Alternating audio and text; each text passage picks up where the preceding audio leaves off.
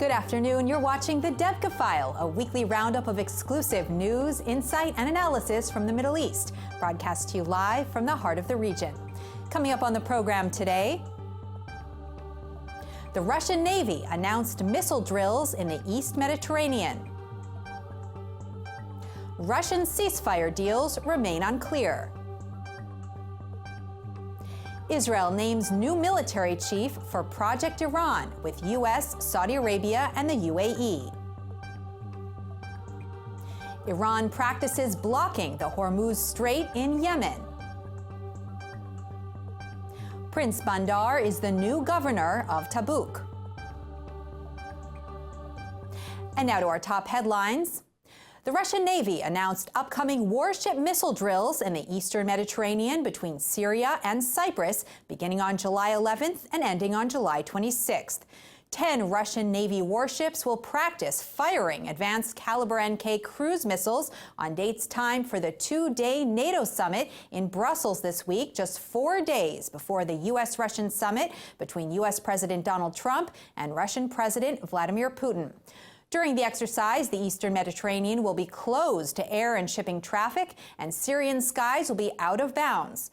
The drill will prevent outside military interference with the Russian-backed Syrian government takeover of Quneitra, opposite Israel's Golan border, which is planned to go forward after the Syrians finish gaining control of the Dara province and the Syrian-Jordanian border. Israeli warplanes will be challenged to operate over Syria ahead of Prime Minister Netanyahu's meeting with President Putin in Moscow, when Putin plans to demand that Netanyahu accepts the Russian-Syrian takeover of Quneitra from rebel control. The U.S. Navy Command ordered the USS Harry Truman aircraft carrier and strike force to sail out of the Mediterranean to the Atlantic after conducting a joint exercise with the French Navy's Air Force. French fighters landed on the decks for joint drills with the U.S. However, as of Sunday, there was not a single U.S. warship between Syria and Cyprus. Following this gesture ahead of the Trump-Putin summit, U.S. jets can only reach Syrian airspace from Iraq or the Gulf. UN humanitarian coordinator Anders Pedersen said that almost all Syrians who fled the army offensive in the southwest and gathered in the free trade zone at the Jordanian border have gone back to Syria. As we are speaking, just 15 minutes ago, the information that we have from the Al-Nasib Jabr border crossing is that we have a very low number of people that are still there. Around 150 to 200 people right now at the border in the free trade zone by Jabr al-Nasib. And as far as we understand, they are almost exclusively men. The situation right now, though, of course, remains very difficult, and it's of huge concern to us. We keep on repeating the message by the Secretary General. We keep repeating that we need an immediate cessation of hostilities. We need a political process to find a solution to the crisis, and we need a humanitarian pause so that we can go in with our convoys as we have done in the past. Israeli citizens of the Golan Heights have been extending aid to the Syrian refugees. The following sound bites were made possible by the special aid program initiated and funded by the IDF. The IDF has set up a bakery and facility to provide bread, water, and medical treatment to the 12,000 Syrian refugees camped outside the Syrian Barika village. On Thursday, when the facility could not keep up with the high demand, large containers of bread were sent in by army trucks. Israeli officers are joining with Syrian counterparts as these local problems continue. The project started before 1 year when I meet a group from friendships that build a camp, a medical camp that give to the Syrian civilians help. When I meet them, they told me what's the need of the Syrian people. It starts with a little stuff, just shoes, and after that bottles for babies, and it become more and more needs, and I start to collect in my community, and after that it become bigger, and I collect stuff from all the Golan Heights, and after that from all Israel. I care about the Syrian people because they are our neighbors, and I don't look them with my political opinion. I look them like they're human being, a children and a woman that want to be in a good life, not to be in the war. They don't choose to be in this situation, and we must help them. What we do over here is we help with transportation of doctors, nurses, volunteers, pick them up and take them to what we call the crossings and bring them into the medical camp. And then we also help with food donations and clothing donations. We help sort through it and we help bring it into the camp for the camp and the Syrians. Today we're collecting donations for Syrian refugees, for men and children. We're collecting toys and clothing and baby supplies and cooking utensils, anything we can give to the Syrians. The Russian ceasefire deals that were made with rebel leaders remain unclear, despite the fact that airstrikes over Dara were halted on Sunday. Debka military sources report that the ceasefire deal allowed for the Russian military police to take control of the Nasib crossing on the Syrian-Jordanian border, which has been held for the past 7 years by Syrian rebels. But on Saturday, a group of Russian and Syrian troops moved in. The Syrian army has captured several Dara villages, but is miles away from reaching Dara city or controlling the Jordanian border. The ceasefire may not continue if rebel groups resist the Syrian forces. تم اقتحام هذه البلدة من 3 محاور. في البداية تم الاستيلاء على كتيبة الدفاع الجوي التي تقع في الجنوب الشرقي من هذه البلدة وتمكين قاعدة نارية قوية في هذه الكتيبة والتوجه فيما بعد بعناصر المشاة فرق المداهمة النخبة في الجيش العربي السوري قامت بمداهمة هذه البلدة لمدة أتوقع 10 ساعات أو أكثر من ذلك. The Russian rebel ceasefire deal allows only Syrian civil servants to enter Dara city, but not soldiers. If that agreement fails, the rebels could resort to violent tactics once again. On Friday, Israeli forces struck back at a Syrian outpost with artillery fire after the Golan buffer zone was attacked by rebel forces. The IDF spokesman stressed that Israel continues to enforce the 1974 disengagement agreement with Syria while maintaining the buffer zone. This was the first time that the IDF hit back for a Syrian shell landing in the buffer zone outside Israeli Golan territory, and also the first time Israel marked out the historic buffer zone for barring entry to Syrian troops. This signal was addressed to Moscow and Damascus ahead of the Netanyahu-Putin meeting on July 11th. Debka File reports that Israel's Chief of Staff, Lieutenant General Gadi Eisenkot, has appointed the head of IDF Operations Branch, Major General Nitzan Alon, as the director of Project Iran. Eisenkot decided on this appointment after meeting last week with U.S. Chairman of the U.S. Chiefs of Staff, General Joseph Dunford, and head of CENTCOM, General Joseph Votel, in Washington. Debka military sources report that Eisenkot became concerned when he realized the U.S. and Russia were at odds over Iranian and Hezbollah forces being allowed to join the Syrian army's drive to Syrian-Israeli and Syrian-Jordanian borders. On Wednesday, after Eisenkot visited the Golan to inspect the IDF preparations, Russian and Syrian airstrikes resumed against rebels in Dara. The ceasefire negotiations did not last when Russia insisted that Iran and Hezbollah were to remain in Syria. Tensions also rose on the broader Iranian front, facing the U.S. and its Middle East allies, when General Qasem Soleimani told Iranian President Rouhani that he was ready to put into action Rouhani's threat to halt Gulf oil exports after the U.S. ban on Iranian oil goes into effect on November 4th. Israel and the U.S. have set up 4 command groups to carry out their Iran strategy in partnership with Saudi Arabia and the UAE. The first is the Nuclear Command Group for dealing with nuclear targets in Iran, including weaponry, plutonium reactors, uranium enrichment plants, and centrifuge production sites. The Ballistic Command Group will deal with Iran's ballistic missile stocks and launch sites, as well as missile production plans and institutes for missile research and development. The Anti-Subversion Command Group will run covert operations against Iranian military and intelligence centers in Syria, Lebanon, and Yemen. The Economic Command Group will deal with U.S. sanctions against Iran and cyber warfare. Major General Nitzan Alon will oversee all 4 groups. Iran has threatened to close the Strait of Hormuz to its Arab neighbors to retaliate for a U.S. ban on its foreign oil sales. This is the 3rd time over the past 3 decades that Tehran has made this threat. Iranian President Hassan Rouhani issued the threat during a European tour, and it was endorsed by Commander of the Revolutionary Guards, General Qasem Soleimani.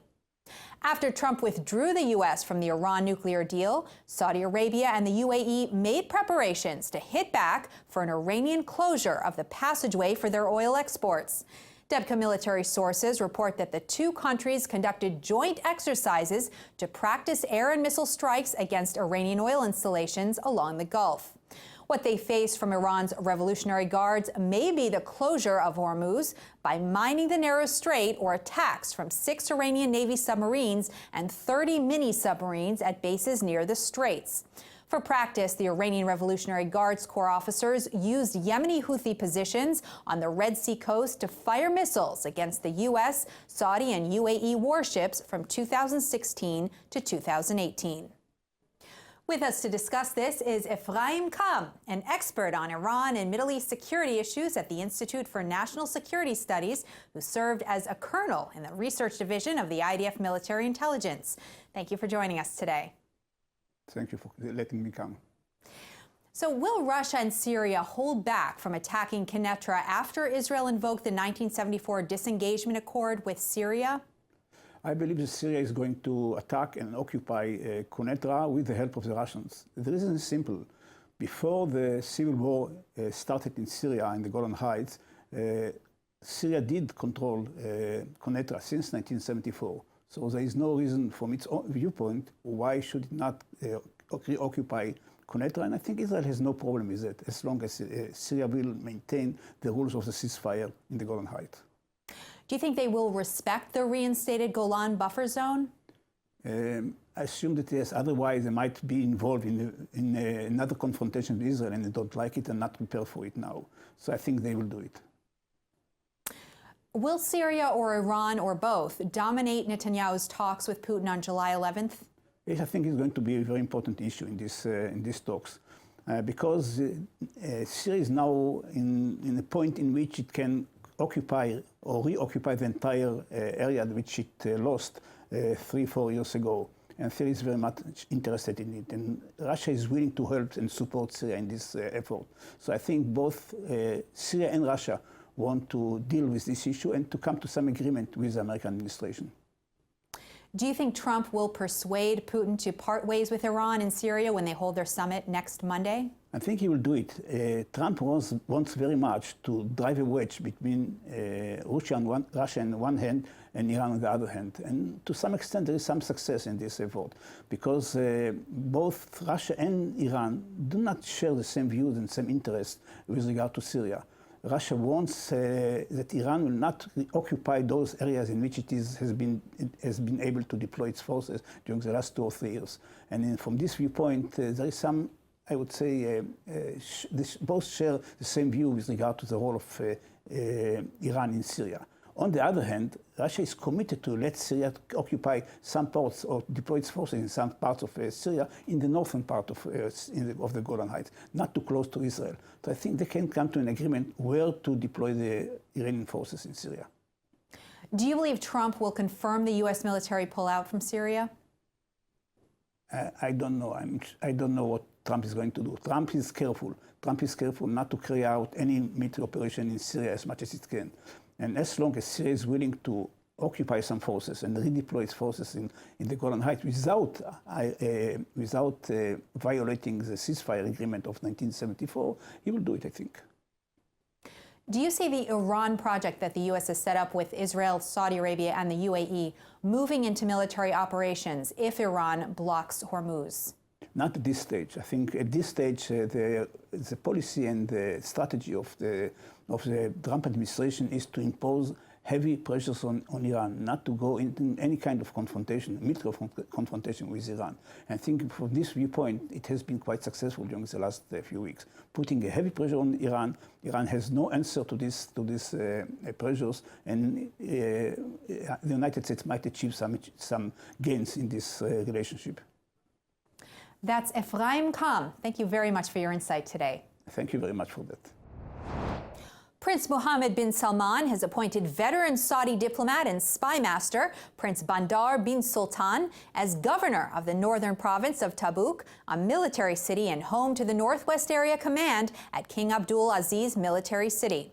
Tabuk is located near the crossroads of the Suez Canal, the Gulf of Azaba, and the northern Red Sea, and will soon become the site of bin Salman's $500 billion plan to build the mega-city that will connect Saudi Arabia to Israel, Egypt, and Jordan. Prince Bandar will oversee the megacity, which will be designed by the Crown Prince to transform the Saudi kingdom into a modern superpower. Bandar still holds the connections he made when he served as Saudi ambassador to Washington from 1983 to 2005, as well as regional ties he developed as national security advisor to King Khaled and the director of the Saudi intelligence under King Abdullah from 2005 to 2014. Bin Salman hopes Bandar will further improve Saudi's relations with the U.S., while also strengthening ties with Israel and Arab governments and improving his image at home in Riyadh. And now for a roundup of this week's regional stories you may have missed, the news in brief. Israel's Internal Security Agency and Tel Aviv University Ventures have selected 7 Israeli startups to take part in a program that allows Israel's security services to connect with high-tech entrepreneurs working in artificial intelligence. Each of the startups will receive a grant of up to $50,000 from the agency and will be hosted by TAU Ventures in their offices. The project is called Accelerator and is aimed at startups who already have a proof of concept for their product. In security, the biggest challenge is frankly lack of security researchers in the world. And the only way to deal with this is to be able to automate a lot of the incident responses or alerts that are coming out related to malware. How do you do that? You have to have proper algorithms.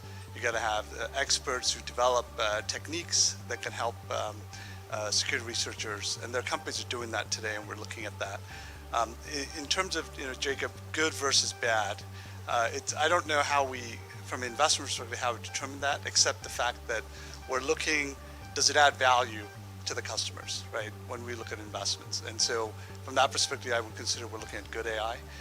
However, for every good company, there's always somebody, bad actors out there who's going to try and break that up. Companies like Uber disrupted the automotive industry. In AI is no different. There are companies who are doing good, and there are people also trying to dismantle that. So it is a challenge. One of the things that we've been looking at Intel Capital recently is really about securing AI, more so than AI for security. There's been a lot of play around AI for security, but it's really the securing the AI is going to be the critical thing going forward. The healthcare industry may soon be facing trouble as a result of cyber attackers, which are targeting hospitals, medical devices, and healthcare systems to view sensitive information. This is a global epidemic which could affect every country. In the U.S., the Department of Health and Human Services has stated that there have been 165 incidents, which have affected 3.2 million people since January. The largest was the California Department of Developmental Services, which exposed medical records of over 580,000 people. The cyber attackers target MRI machines, pacemakers, insulin pumps, and medical files, which all contain personal information. Leon Lehlman, the CEO of Scenario, an Israeli cyber company which protects Israel and U.S. hospitals from cyber threats, says that medical data has a long lifetime and that hackers can use the data for identity theft and medical fraud. We're actually providing a cybersecurity solution specifically for healthcare providers. We're actually providing a solution that sits on their network, as you cannot really install anything on the devices and you just have too many vendors in a hospital. So we're basically sitting on a network, getting a copy of all the network communications that gets in and out of this medical device ecosystem. So we can really understand where are the devices, who are they talking with, and which medical processes, medical workflows are they taking part in. So we are really modeling their behavior and really getting a very good understanding of what the devices are supposed to be doing on the network. And then using our technology, we can detect anomalies once they're doing something they're not supposed to do, and then we can stop this potentially malicious communication to ensure patient safety and protect the patient's privacy. That's all for this week's edition of the Debka File. We'll be back with you next week for exclusive news, insight, and analysis from the Middle East. Thanks for watching.